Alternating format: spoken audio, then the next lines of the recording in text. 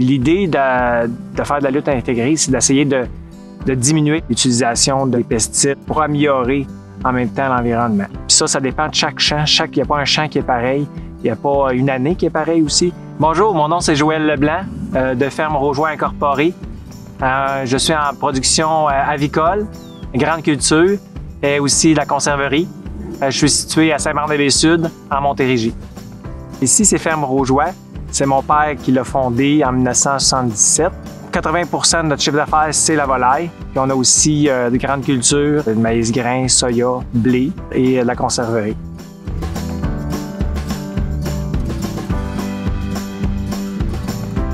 Les principaux enjeux dans les fermes de conserverie, c'est d'abord la maladie. La meilleure façon de lutter contre les maladies fongiques, c'est de faire des rotations de culture et aussi de connaître l'historique de nos champs. Nous, on a eu beaucoup d'haricots secs dans le passé, ce qui fait qu'on a une historique de maladies fongiques qui est plus grande.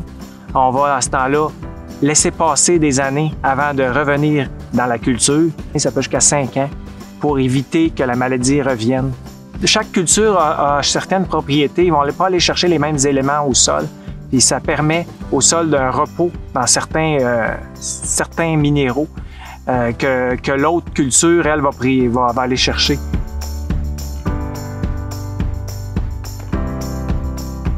Quand on décide de prendre un certain herbicide, il faut connaître notre champ. C'est dépister les mauvaises herbes qu'on avait l'année d'avant pour savoir après ça quelles qu'on va utiliser l'année d'après. Puis aussi, c'est de varier, pas toujours prendre le même type de pesticides. Changer selon les cultures. Juste en changeant, en faisant des rotations de culture, ça évite que les mauvaises herbes deviennent habituées à un pesticide puis résistants. Il y a aussi d'autres critères qu'on doit regarder au niveau de la toxicité. Est-ce que c'est un pesticide qui est beaucoup nuisible face à l'environnement? L'atrazine, elle était un qui était mauvais pour l'environnement. On l'utilisait dans le temps à petite dose. Aujourd'hui, on l'a enlevé. Il y a d'autres fois qu'il faut regarder aussi d'en mettre le moins possible, comme les fongicides puis les insecticides sont plus dommageables au niveau toxicité. Donc, on essaie de l'en mettre juste vraiment quand on a besoin. C'est pour ça que c'est rare ici qu'on met des fongicides ou des insecticides.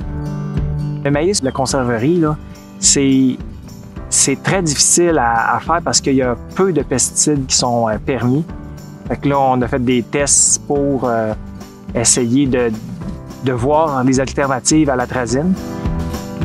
Alors ici, c'est une ferme qui a été approchée, entre autres, pour participer spécifiquement à un projet au niveau de la réduction des indices de risque dans le maïs sucré. Une vingtaine de combinaisons de traitements qui ont été faits à la ferme pour vérifier l'efficacité de différents traitements et ainsi peut-être choisir des produits qui avaient moindre risque sur l'environnement et la santé.